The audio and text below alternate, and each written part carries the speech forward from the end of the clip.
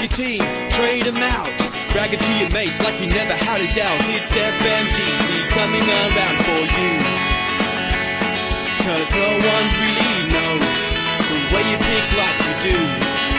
Injuries or worse, suddenly retired and hurt. Get your backs, forwards and mids, never satisfied, you've always got the shits. It's FMDT coming around for you. FMDT, FMDT, FMDT, FMDT, FMDT coming right for you. FMDT, there's nothing you can do. FMDT coming around for you.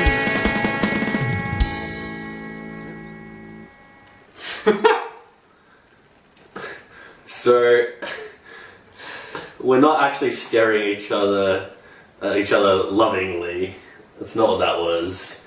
This week on FMDT, it's the big clash. Shane and I are going to be taking each other on.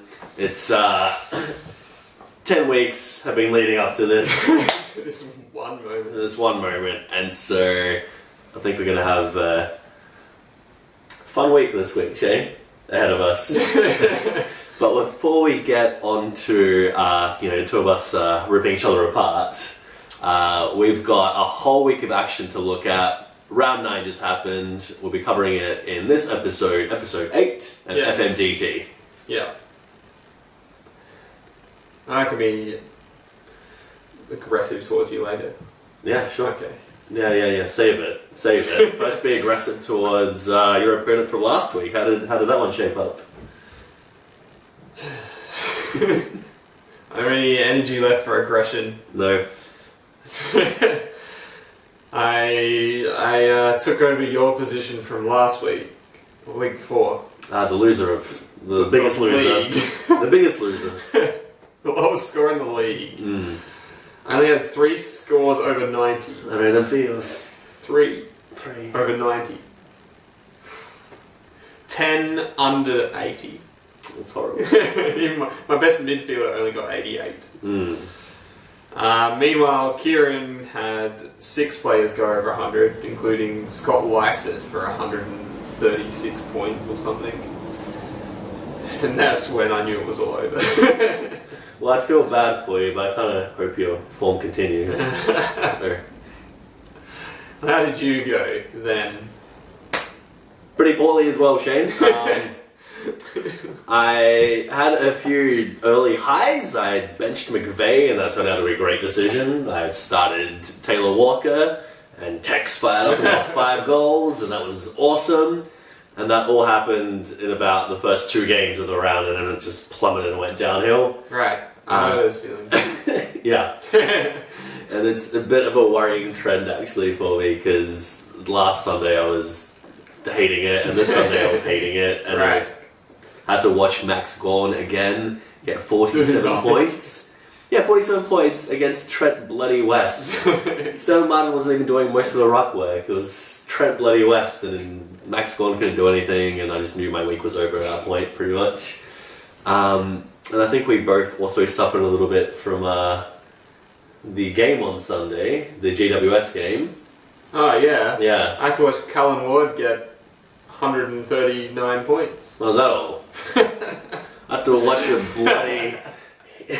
bloody heater getting 176 points, 38 possessions, 36 of which were kicks, and it seemed like it's just allergic to handballs. The team doesn't know what else to do but to kick it back to Heater every time. Hey Heath Shaw, here, have another mark, kick it again.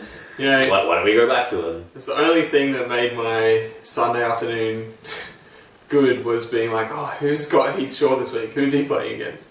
But I felt like plus 12s were just slapping me in the face. Just all day long, all afternoon long. It was freaking terrible. It was very painful. And I think we should end there. Well, I believe that brings you, so I thought, what, did you win 5 games in a row? Your ego meter was getting up here somewhere? Yeah, the arrogance meter was rising. Because our team is on fire. We just won 5 in a row, buddy. 5 in a row. We're on fire. Things are getting too delicious. We're the informed team of the competition. Yeah. Now, what's that? Two losses in a row? Yeah. I believe. What are you getting at? We've had a tribute come in. A what? A tribute. A tribute. Yeah. Okay. You might want to have a look.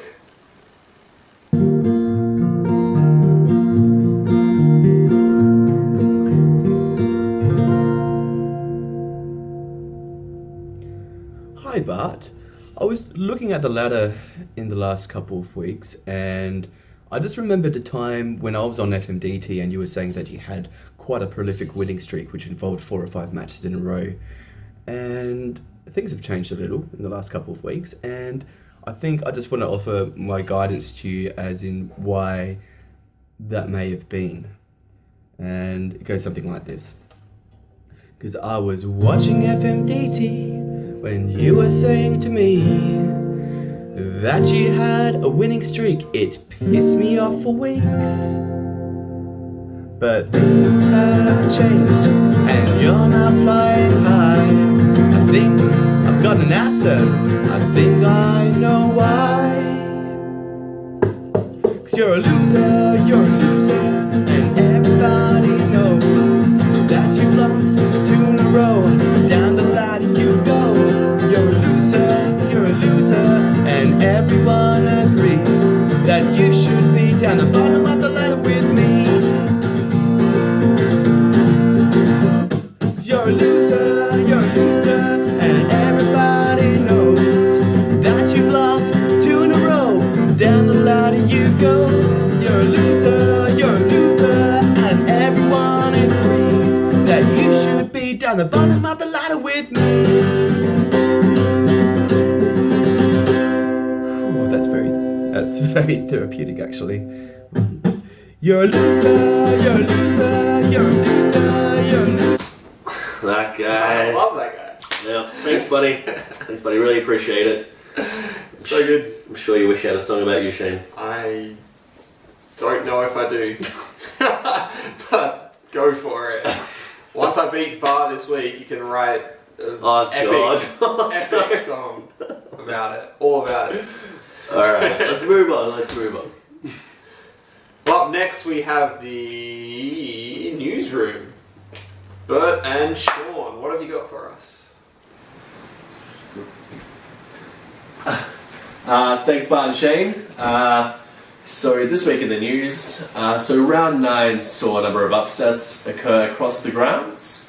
Only 2 favourites mustered up a win, while 3 of the teams relishing at the bottom of the league managed to win just their 3rd game of the season to tighten up the competition considerably. It's getting very close. Very close.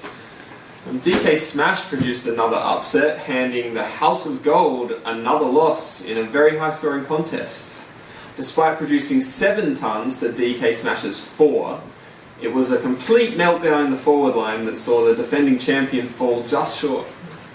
Elsewhere, Melee Barcelona crashed down to earth in their worst performance of the season.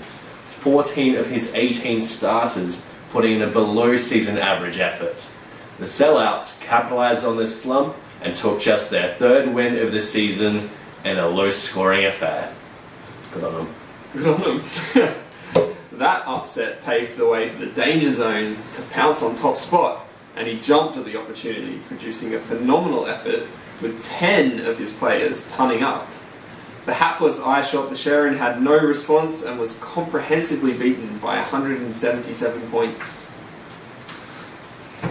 In yet another upset, the Lynch Mob took down Palmer's Pups in a much-needed win for the Wooden Spoon favourites. A low-scoring contest turned to the thriller of the round, with the match remaining in contention until the dying seconds. It took a Zaharakis mark and kick with only seconds remaining to pull the Lynch Mob ahead for a tightly fought and much-needed win by a mere 3 points. It was definitely a round of upsets. Absolutely, makes things interesting. Yeah, we'll just throw it back to Shane and Bart in the draft hub. Absolutely.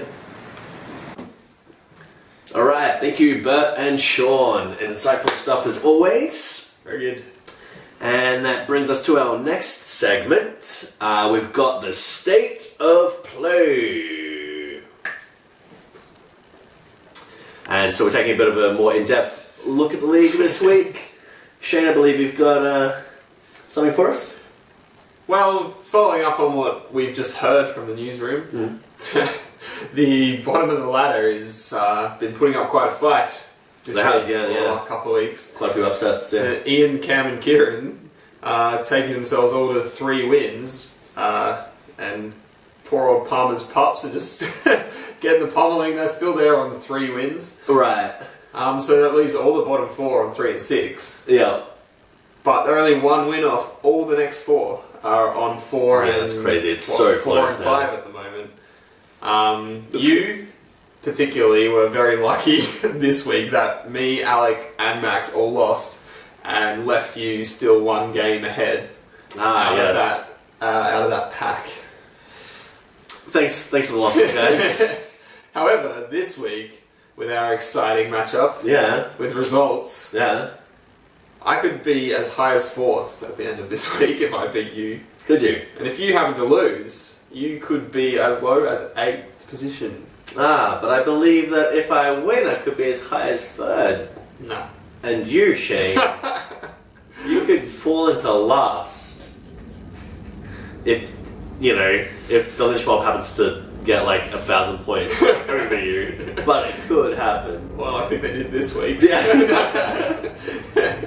And we've got a couple of talking points this week that we'd like to address. So one of the people that didn't suffer an upset, the Danger Zone, just want to pose a question: is he the team to beat this season?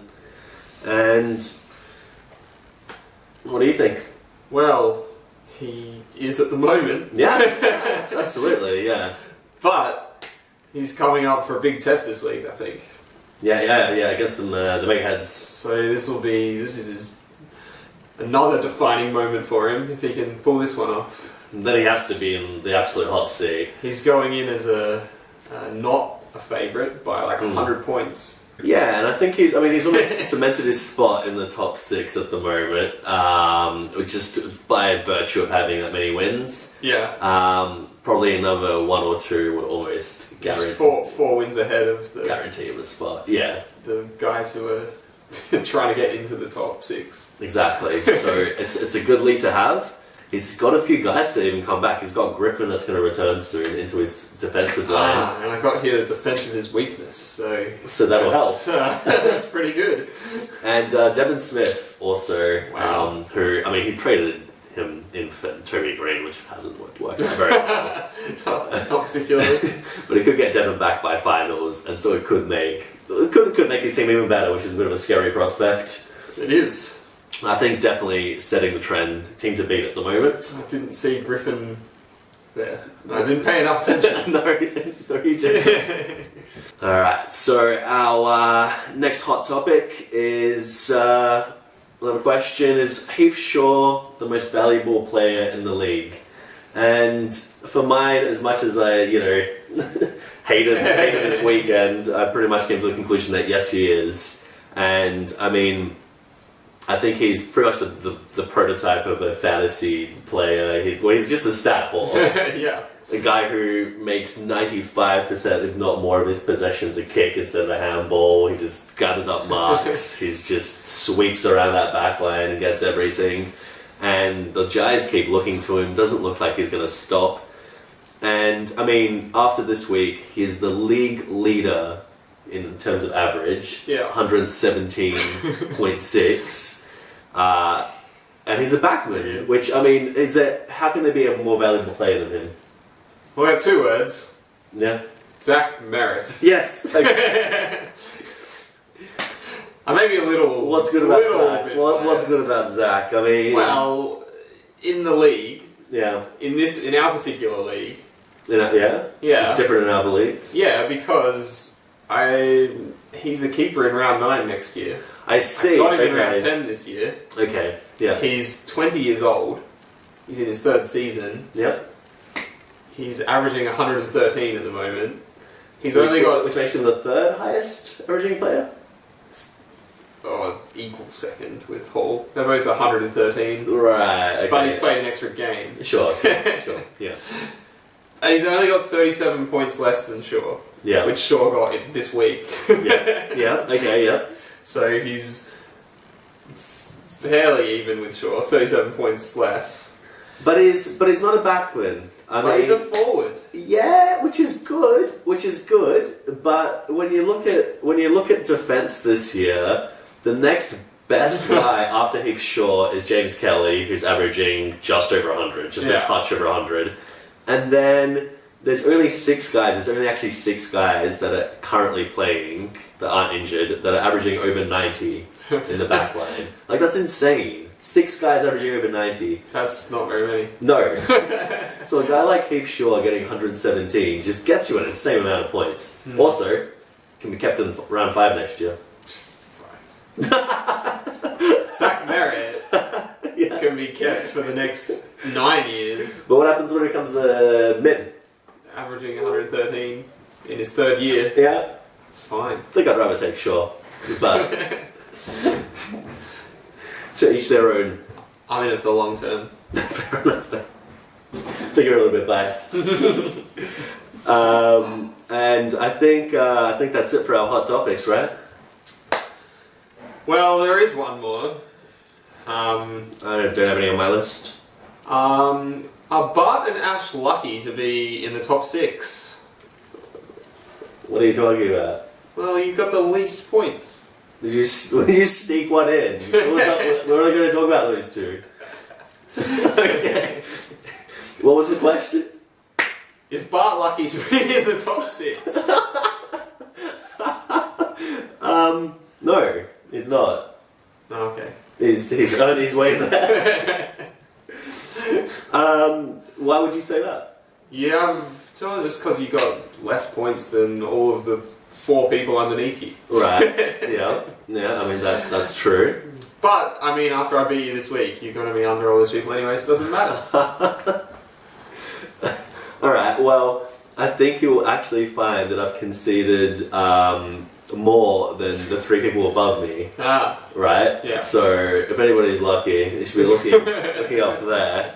Also, I actually played round 1 without.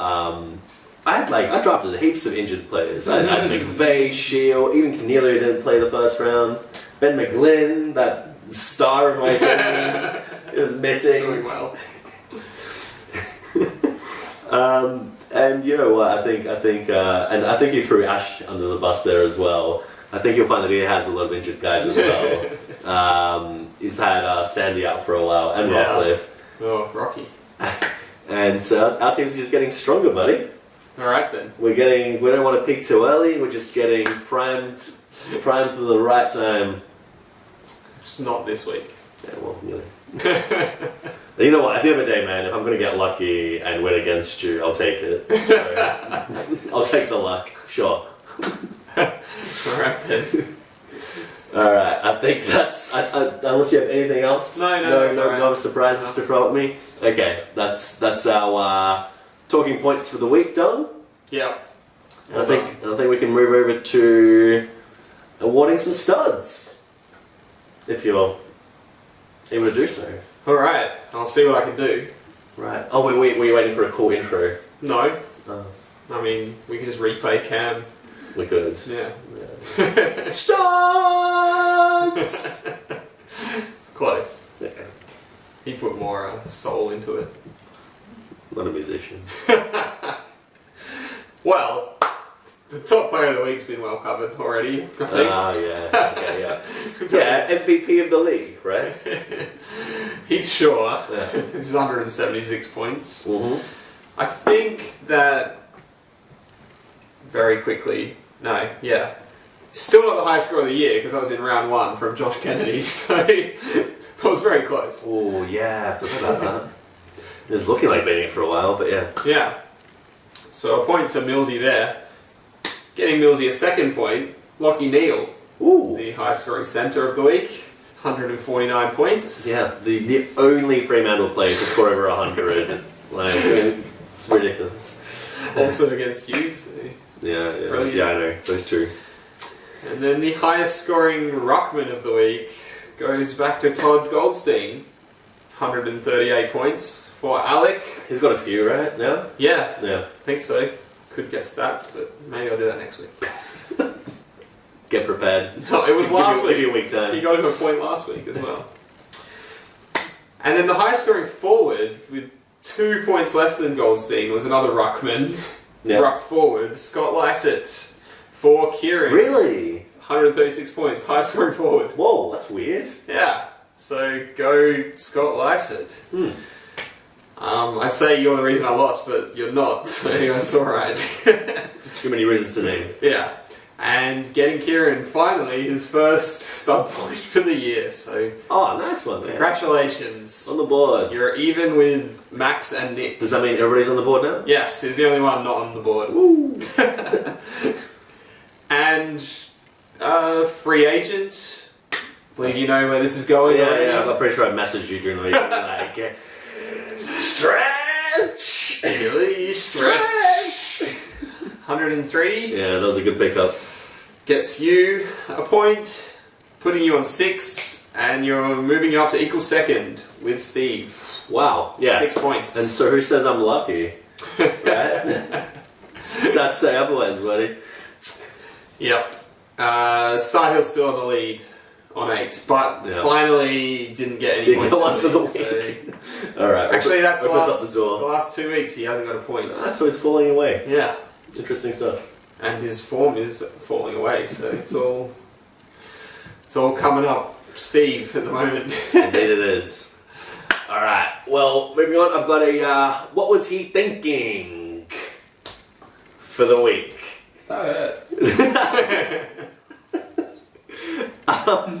And wasn't too much to actually pick on this week, but there was one little thing that stood out for me. Maybe a little bit personal, it irked me a little bit. Oh yeah. It was Nick trying to trade away Ebert, failing to trade away Ebert, and just the whole process sort of irked me a little. So Nick says, look, Ebert's up for grabs. There's no Rockcliffe. There's no Rockcliffe. No. But, so people throw him a few offers around, and as did I, and after a bit of discussion, I'm like, let's just get down to the point. Like, what do you think Ebert's worth? Like, Yeah. if I'm trying to trade for him, because we're not going anywhere with this, what do you think he's worth? Oh, I don't know, I reckon like 100 average. I'm like, man, that's, at the start of the season, you might have been lucky to get him like to average 100. At this point, you can't be valuing him that highly. And that's fine if he's just in your team and he's sitting there and you're refusing to trade him. But when you're putting up an offer online, like you gotta give, you gotta give a little. Yeah. And I don't think that Nick's really been doing that.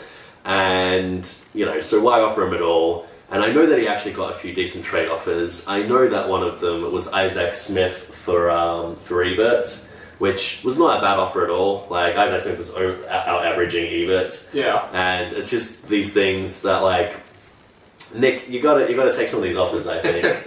You've already, like, lost out on selling high on guys like Redden. He's got no value now. No. You could have sold high on someone like Fantasia. And I think his team is really starting to plummet now. And you gotta make trades. I mean, you wouldn't know about that at all, but that's alright, Shane. Probably in a similar position to Nick. Yeah, Myself. you'll get into one of these segments soon enough.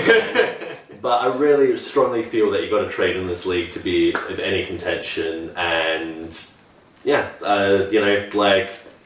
putting out a player that you obviously overrate way too much. What are you thinking, man? What are you thinking? Thank you. Now it's time for us to get out the crystal ball! This is the most exciting part of the show. I know. I never know how it appears. It's just out of nowhere. It's magic. So we're predicting for this week. Last week we both got the big amount of 2 points each. Yes. Which is like an average for us. We're not very good at this. But it does mean that I maintain my lead. I'm ahead still by 7, Shane. You're on 17 and I'm on 24, so still cannot be caught in a single round. Alright. Pretty happy with that. Going well. And This week, well, now we can finally talk about the matchup that everybody's been waiting for, right? everybody. Yeah. Yeah, absolutely. And actually, I had a bit of an interesting proposition for you. So, we're facing off. It's the only time we're going to face off this season, potentially, unless we meet in finals. Which we won't. Yeah, because you won't make it. So, You won't make it, yeah. And so I was thinking, let's make it a bit interesting. How about we have a little wager, and the person who loses next week, Where's a dunce hat? they can do that. Huh? But as well as, while they wear the dunce hat, they have to recite a poem that they wrote about the other team, an ode to the other team. Alright. Yeah? A poem. Yeah. Can we get An ode. a lyricist to help? No, you have to write it yourself. Okay. Alright. You have to let your feelings out. Alright. Are you down? Can it be a acrostic poem? Sure. However your personal expression comes across, that's fine. Alright. That's fine. That's fine. Alright, It's let's do it. Whatever you feel. Let's do it. I'd like to hear what you think about my team in a poem form. I'd like to see you embarrassed too. Alright, you're on buddy. Alright. So I think if we were going to do the first predictions, we'll probably break the crystal ball because we won't know which side to go to. So we'll just skip that one. I think it's pretty obvious who we're picking. Alright. No worries. No worries. In the next game, Yes. we've got the Danger Zone and Millsy's Mega Heads. Yep. And I think the Danger Zone is going to keep on trucking. Alright, well I'm going for the Mega Heads. Wow, upset. The resurgent Mega Heads to come over the top and knock him off his perch. Yeah, upset. Or is it, according to the projections? Who knows? Well, I've gone for a different strategy this week. I'm going for all of the results that I need to go my way to end up in 4th spot. Okay, my strategy is to pick the teams I think will win, but that's probably really win. Next up, we have Smash against I Shot the Sharon, and I'm going to be going for the Smash. Alright. Smashes. Of course. Yeah. Okay, Smash. Yeah. Yeah. Pretty obvious pick there, right? Got it. Yeah. At least we remembered I Shot the Sharon this week. Yeah. So there's a consolation for you. Yeah, but they lost anyway. So Exactly, so it was justified. Yeah. Alright, next. The Sellouts against House of Gold. I'm going for Well, going with the my house. Going with my strategy. You're not going for the old housemate. It's the sellouts. Looks like you're at a strip club. I don't know, what's the sellout doing? Wait, he's getting the money in. Right, yeah, exactly. Right. Lynch Mob and Manic Barcelona. You can't possibly be going against Manic Barcelona, yeah. No. Yeah, Manic Barcelona it is. Lynch Mob has had his lucky win. And finally, setting the Barlow against Palmer's Pups. I will be going for setting the Barlow. Ah. What? I will then change my tip to the pups. Why? Because it doesn't matter of them who wins. Oh, I see. And I need to catch up 7 points on you. So, come on, Nick. Good job. Alright. Alright, Crystal Ball's had its workout for today. Yeah.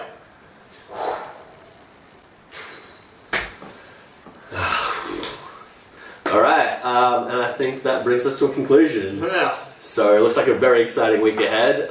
Can't wait to hear what you've got prepared for me. Beautiful, beautiful poetry. What rhymes with delicious? Yeah. Good. Lots of things rhyme with Bart, lots of things rhyme with Shane, so we're both going to be alright. Yeah, I think there's a Simpsons episode about everything that runs with Bart, so it won't be too difficult. Alright, great. So This would be great if we have a draw. we write half a poem? We do one line each. Oh yeah. Yeah. So tune in next week, see what happens. Leave us your comments. We really appreciate them every time. And Definitely. we like to know that you're actually watching. So good And ideas stuff, guys. and everything is good. Yeah, absolutely. Yeah, cool. All right.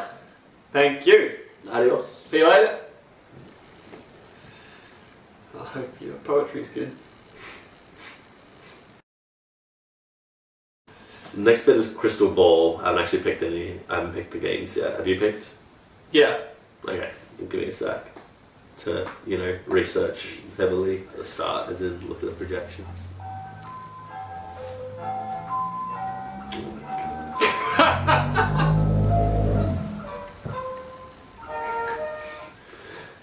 Oh, this is what we need for you.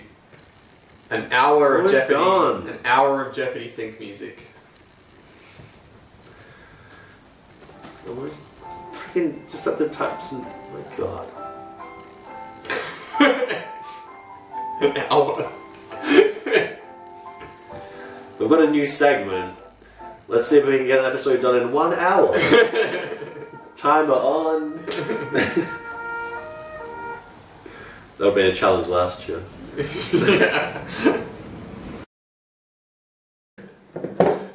This is what we do when we're in a draft hub. We just drink beer while we wait.